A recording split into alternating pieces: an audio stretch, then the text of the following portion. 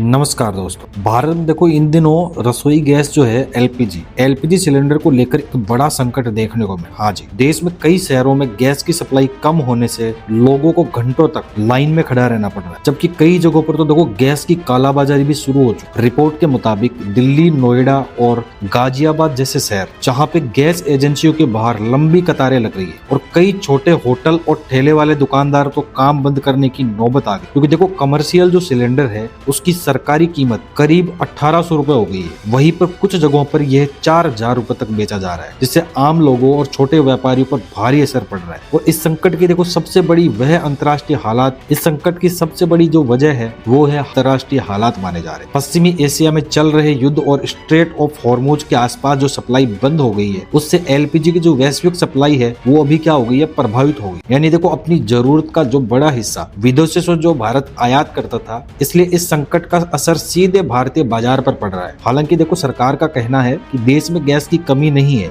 और स्थिति को संभालने के लिए अमेरिका, नॉर्वे और रूस जैसे देशों से एलपीजी आयात बढ़ाया जा रहा है। साथ ही घरेलू उपभोक्ताओं की जरूरत को देखो प्राथमिकता देने के लिए औद्योगिक उपयोग पर भी कुछ नियंत्रण लगाया गया है। लेकिन देखो जमीनी हकीकत यह है कि कई शहरों में गैस की जो किल्लत और अफवाहों के कारण लोग घबरा कर क्या कर रहे हैं, ज्यादा सिलेंडर खरीद रहे हैं, जिससे स्थिति क्या है और बिगड़ रही है। कुछ जगहों पर तो देखो पुलिस को भी हस्तक्षेप करना पड़ा है ताकि कालाबाजारी और जमाखोरी पर रोक लगाई जा सके। जो एलपीजी संकट सिर्फ भारत की समस्या नहीं है, वैश्विक ऊर्जा संकट का क्या बन चुका है, हिस्सा बन चुका है। बाकी आप क्या सोचते हो इसके बारे में, हमें कमेंट करके जरूर बताएं। बहुत बहुत धन्यवाद।